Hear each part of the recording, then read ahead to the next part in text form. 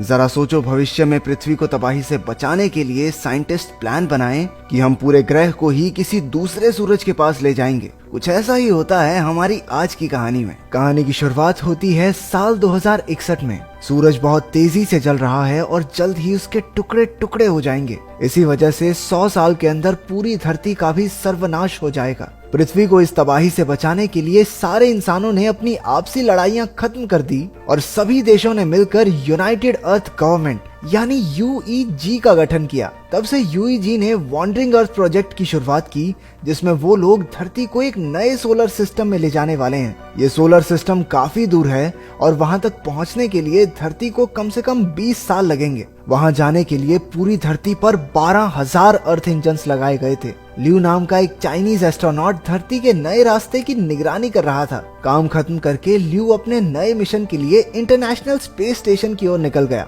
उसका बेटा क्यूई और बेटी हान धरती पर ही थे। ल्यू का मिशन था पृथ्वी को सही तरीके से नए रास्ते पर बनाए रखना। कई साल बीत गए और अब तक करोड़ों लोग प्राकृतिक आपदाओं में मारे जा चुके हैं। अब धरती का घूमना बंद हो गया था, जिसकी वजह से सुनामियों ने तबाही मचा रखी थी। और तो और सूरज से दूर होने की वजह से धरती की सतह पूरी तरह बर्फ में जम चुकी थी। इसी वजह से बचे हुए इंसान धरती के नीचे बने शहरों में रह रहे थे। 17 साल बाद 2078 में ल्यू और उसके कलीग स्पेस स्टेशन में अपना काम खत्म करके धरती पर लौटने की तैयारी में थे। उसका बेटा क्यूई अब नौजवान हो चुका है और हैवी ट्रक्स ठीक करने का काम करता है। क्योंकि बाकी इंसानों की तरह वो भी धरती के नीचे बने शहरों में रहता है, इसलिए उसने कभी धरती के ऊपर का नजारा देखा ही नहीं था। वो बड़ी शिद्दत से बाहर जाना चाहता था, लेकिन मौजूदा हालातों में ऐसा मुमकिन नहीं। लेकिन एक दिन उसने फैसला किया कि बाहर तो वो जाकर रहेगा। उसने गैर कानूनी तरीके से 2 थर्मल सूट और फेक आईडीज चुरा ली। उसकी बहन हान भी उसके साथ थी, जिसने बड़ी चालाकी से अपने दादा ज़ैंग के ट्रक की चाबी और क्लियरेंस पास निकाल लिया। ज़ैंग वॉन्डरिंग अर्थ प्रोजेक्ट का एक ट्रक ड्राइवर था। जब क्यूई और हान ऊपर पहुंचे तो अर्थ इंजन को देखकर उनके होश उड़ गए। इतना बड़ा इंजन उन्होंने आज तक नहीं देखा था और ऐसे ही 12,000 इंजन पूरी धरती पर मौजूद थे। वो दोनों अपने दादा के ट्रक में बैठ गए। क्यूई को ट्रक कुछ खास चलाना नहीं आता था, लेकिन थोड़ी देर चलाने के बाद उसे ट्रक का हिसाब आ गया। पर जल्द ही वो एक चेक पॉइंट पर पकड़े गए और उन्हें जेल में डाल दिया गया। उनके दादा जियांग को ये पता चला तो वो उन्हें बचाने पहुंचा, लेकिन पुलिस वाले को रिश्वत ऑफर करने के लिए उसे भी पकड़कर जेल में डाल दिया गया। आज के दिन धरती जुपिटर के पास से निकलकर एक नए सोलर सिस्टम में जाने वाली थी। पृथ्वी जुपिटर की ग्रेविटी का इस्तेमाल करने वाली थी, लेकिन अचानक से जुपिटर की ग्रेविटी में गड़बड़ी होने लगी। इसी वजह से धरती पर भूकंपों से तबाही मच गई और कई सारे अर्थ इंजन्स भी बंद पड़ गए। जमीन के नीचे दबे बहुत से शहर तबाह हो गए।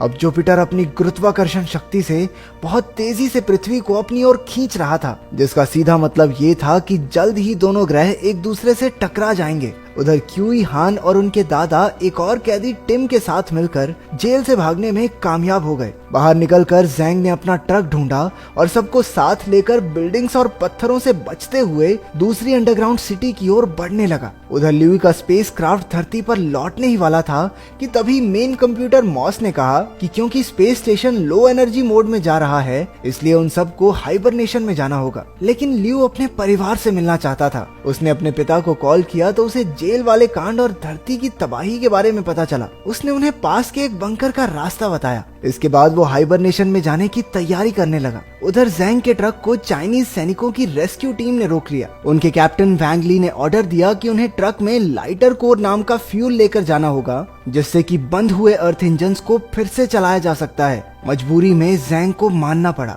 जल्द ही ल्यू को उसका पता चल गया और उसने कैप्टन वैंग ली से कहा कि उसके परिवार को बंकर में जाने दे। लेकिन कैप्टन ने उसकी बात ना मानते हुए साफ सीधे तौर पर कहा कि मिशन पूरा होने के बाद ही वो उसके परिवार को जाने देगा। अब ज़ैंग के पास कोई चारा नहीं था, तो वो उन्हें शंघाई ले गया। ये शहर अब पूरा का पूरा बर्फ में जम चुका था। फ्लैशबैक में दिखाया जाता है कि कई साल पहले शंघाई में जबरदस्त सुनामी आई थी और पूरा शहर पानी से भर गया था। क्यूई की बहन हान उन्हें वहीं मिली थी। तब ज़ैंग ने उसे गोद ले लिया था। कहानी बताते हुए अचानक से भूकंप आ गया और दोनों ओर से बर्फ के पत्थर गिरने लगे। सभी ट्रक से बाहर आकर शंघाई की सबसे बड़ी बिल्डिंग की ओर भागे, लेकिन ये तो बस तबाही की शुरुआत थी। वो बिल्डिंग में ऊपर चढ़ रहे थे, लेकिन आसपास सब जोर जोर से हिलने लगा। उन्होंने लाइटर कोर के साथ एक सुरक्षित जगह पर पहुंचने की कोशिश की, लेकिन रास्ते में ही कुछ सैनिक मारे गए। यंग जमीन पर अलग से गिरा हुआ था। उसे एहसास हुआ कि उसकी ऑक्सीजन खत्म हो रही है, तो उसने अपना हेलमेट उतार दिया, लेकिन बेहद ठंड की वजह से उसकी मौत हो गई। इसके बाद क्यूई ने अपने दादा की मौत का जिम्मेदार वैंग ली को ठहराया। गुस्से में उसने कैप्टन पर हमला कर दिया, लेकिन क्यूई जल्द ही हार गया। उसने ठान लिया था कि वो इस मिशन पर उनका और साथ नहीं देगा, इसलिए अब सैनिकों की टीम खुद ही लाइटर कोर लेकर अर्थ इंजन की ओर बढ़ने लगी। क्यूई अपनी बहन हान और टिम के साथ वापस घर की ओर चल पड़ा। उधर स्पेस स्टेशन में लियू को मॉस से पता चला कि उसका परिवार गुम हो चुका है और धरती पर तबाही बढ़ती जा रही है। उस सुपर कंप्यूटर मॉस ने यह भी कहा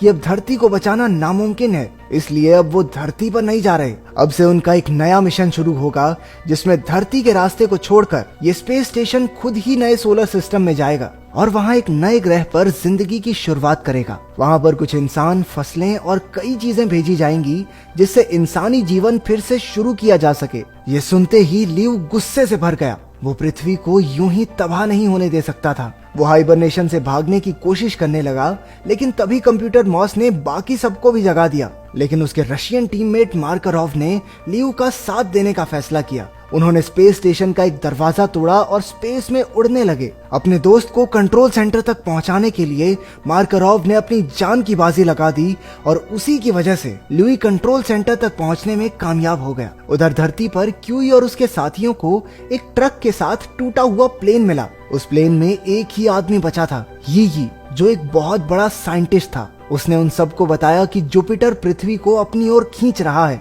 जिसकी वजह से हवाई जहाजों का उड़ना भी अब नामुमकिन है। यी ने उन्हें बताया कि अब पृथ्वी को तबाही से बचाने का एक ही रास्ता है। उसके लिए उन्हें पृथ्वी के बीचों बीच रखे सबसे बड़े अर्थ इंजन तक पहुंचना होगा। ऊपर स्पेस स्टेशन में लियू ने कंट्रोल रूम में जाकर मॉस को कंट्रोल करने की कोशिश की, लेकिन मॉस ने कहा कि वो सिर्फ यूनाइटेड अर्थ गवर्नमेंट के ऑर्डर्स फॉलो कर रहा है। दूसरी ओर चाइनीज सैनिकों की टीम ने अपनी मंजिल पर पहुंचकर देखा कि पूरा शहर लावा से पिघलकर राख हो चुका था। वहां के अर्थ इंजन को बचाना अब नामुमकिन था। कुछ देर बाद एक और सैनिक की मौत हो गई। धीरे धीरे सबकी हिम्मत टूटने लगी थी। गुस्से और फ्रस्ट्रेशन में एक फौजी ने लाइटर कोर फ्यूल पर ही गोली चलाकर उसे तोड़ दिया, लेकिन तभी क्यूई अपने साथियों के साथ वहां पहुंच गया। उसने सैनिकों को सबसे बड़े अर्थ इंजन के बारे में बताया। कैप्टन वैंग ली को उसका ये आइडिया पसंद आया और वो सब मिलकर पृथ्वी के बीचों बीच रखे इंजन की ओर बढ़ने लगे। वहां पहुंचकर उन्हें पता चला कि बाकी टीम्स ने पहले ही इंजन्स को ठीक कर दिया है, लेकिन सभी इंजन्स की ताकत को मिलाकर भी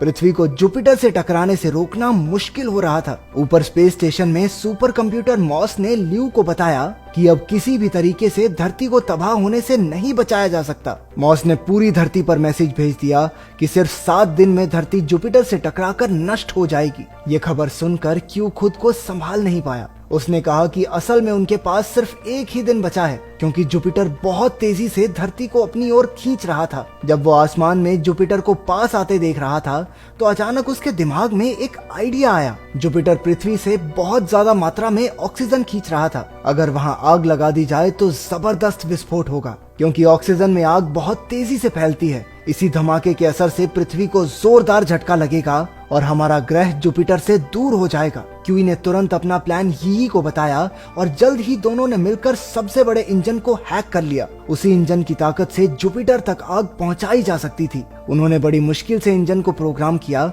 लेकिन आखिर में आग जलाने के लिए फायरिंग पिन को धक्का नहीं दे पाए। मदद के लिए कैप्टन वैंग ली ने पास के रेस्क्यू वर्कर्स को बुलाया, लेकिन किसी ने भी उसकी बात नहीं सुनी। तभी क्यूई की बहन हान ने स्पेस स्टेशन में इमरजेंसी कॉल लगाकर अपने पिता से मदद मांगी और उसे पूरा प्लान समझाया। लेकिन मॉस ने कहा कि बाकी साइंटिस्ट के पास भी पहले से ये आइडिया था और इसके कामयाब होने का कोई चांस नहीं है। फिर भी लियू ने यूईजी से परमिशन मांगी, लेकिन उन्होंने साफ इनकार कर दिया। आखिरकार हान ने बचे हुए रेस्क्यूअर्स को इमोशनल स्पीच देते हुए कहा कि वो सब मिलकर ही इंसानियत को तबाही से बचा सकते हैं। उसे सुनकर दुनिया भर के लोगों के दिल भर आए। कुछ ही पलों में हजारों रेस्क्यूअर्स वहां पहुंच गए और फायरिंग पिन को धकेलने लगे। आखिरकार कामयाबी क्यूई के हाथ लगी और अब प्रोग्राम लॉन्च करने के लिए सब कुछ तैयार था। ये एक पत्थर गिरने की वजह से काफी जख्मी हो चुका था, लेकिन फिर भी उसने जोर लगाकर सही तार जोड़ दी और प्रोग्राम लोड हो गया। इंजन ने आग लगाने के लिए एक जबरदस्त प्लाज्मा बीम जुपिटर की तरफ शूट कर दी, लेकिन इतनी कोशिश के बाद भी वो आग लगाने के एरिया से 5000 किलोमीटर पीछे ही रह गई। लियू भी ये सब देख रहा था और उसे अचानक याद आया कि स्पेस स्टेशन में अब भी 30,000 टन फ्यूल है, जिससे 5000 किलोमीटर की आग तो पैदा हो ही जाएगी। लेकिन ये प्लान सुनते ही मॉस ने पूरा सिस्टम ही लॉक कर दिया। गुस्से में लियू ने मेन कंप्यूटर को जला दिया और खुद स्पेस स्टेशन को जुपिटर की ओर मोड़ दिया। कुछ ही पलों में स्पेस स्टेशन जुपिटर से जा टकराया और एक जबरदस्त विस्फोट हुआ। इस धमाके ने पृथ्वी को दूर तो धकेल दिया, लेकिन इसी चक्कर में पूरी धरती पर बर्बादी शुरू हो गई। जमीन तड़तड़ाकर फटने लगी और सब कुछ हवा में उड़ रहा था। टिम ने एक पाइप का सहारा लेकर किसी तरह खुद को बचाया, लेकिन क्यूई अपनी गिरती हुई बहन को बचाने के लिए कूद पड़ा। उसने हीरो की तरह उसे हवा में पकड़ा और एक बबल कैप्सूल के जरिए दोनों बच गए। हालांकि गिरकर क्यूई का हेलमेट टूट गया, लेकिन उसने आंखें बंद करने से पहले देखा कि धरती इस तबाही से बच चुकी थी। इसके 3 साल बाद हमने देखा कि क्यूई अब एक ट्रक ड्राइवर बन चुका था और सभी अर्थ इंजन्स ने भी काम करना शुरू कर दिया है। अब पृथ्वी अपने नए सोलर सिस्टम की ओर बढ़ रही है, जहां जाकर एक बार फिर से खुशहाल जीवन की शुरुआत होगी। अगर आपको मौका मिले तो क्या आप कभी किसी दूसरे ग्रह पर जाकर बसना चाहेंगे? कमेंट्स में जरूर बताना।